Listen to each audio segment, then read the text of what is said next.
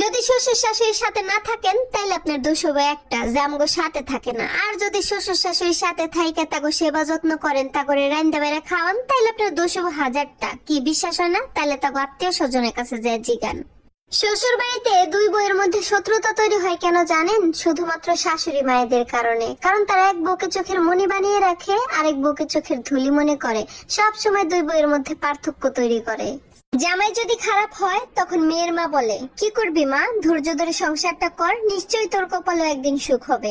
আর যদি বউটা খারাপ হয় তখন ছেলের মা বলে, বাবা ওরে তালাক দিয়ে দে, তোরে ওর থেকেও ভালো বউ বিয়ে করাবো।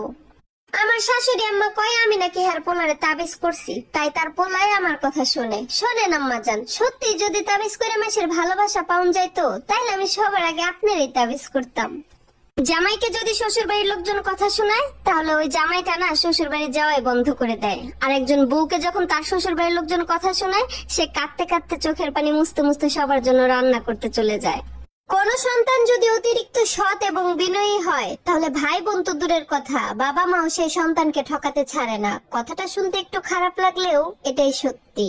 আমার জামাই যখন আমাকে বাড়িতে যায় তখন আমার মাই চিন্তা করে, ওই যে বড় মাছের মাথাটা ওইটা আমার জামাইরে দেউন লাগবো, ওই যে লাল বরফটা হাঁটতেছে ওইটাও জব করে আমার জামাইরে দেউন লাগবো।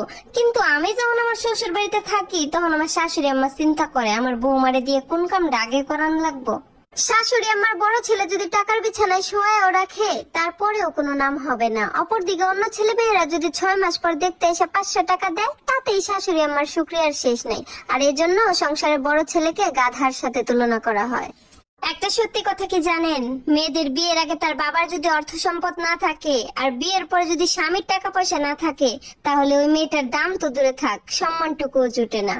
কে বলে রে ভাই টাকা ধার দিলে সম্পর্ক নষ্ট হয়? মিথ্যা কথা। সম্পর্ক তো নষ্ট হয় ধার দেওয়ার টাকা ফেরত চাইতে গেলে। কি আপুরা ঠিক বললাম না? বিশ্বাস করেন, একজন ভালো স্বামীর যত্ন এবং ভালোবাসায় একটা কালো মেয়েও অনেক বেশি সুন্দর হয়ে উঠতে পারে। আর একজন খারাপ স্বামীর অযত্ন এবং অবহেলায় একটা সুন্দর নারীও তার সৌন্দর্য হারিয়ে ফেলে। ধোয়া তুলসী পাতা হয়ে দেখছি, কোনো লাভ নাই। নিজেকে আয়না বানাও, যে যেমন তাকে তেমনই দেখাও। কারণ এই দুনিয়ার মানুষ ভালো মানুষের কদর করতে জানে না।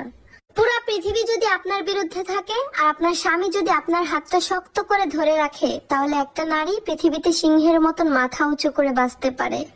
শত্রু কখনো বাইরের লোক হয় না, নিজেদের লোকই হয়। ওই যে স্বার্থে আঘাত লাগলে আপন মানুষগুলোই সবাই শত্রু হয়ে যায়। সবাইকে সব কথা বলতেও যাবেন না, বোঝাতেও যাবেন না। একটা কথা সব সময় মনে রাখবেন, কথারও কিন্তু একটা ওজন আছে, যেটা বহন করার যোগ্যতা সবার থাকে না। যে পুরুষ তোমাকে সত্যিকারের ভালোবাসে সে কখনোই বলবে না যে থাকলে থাকো, না থাকলে চলে যাও। সে সব সময় বলবে তুমি সারা জীবন আমার হয়েই থেকো।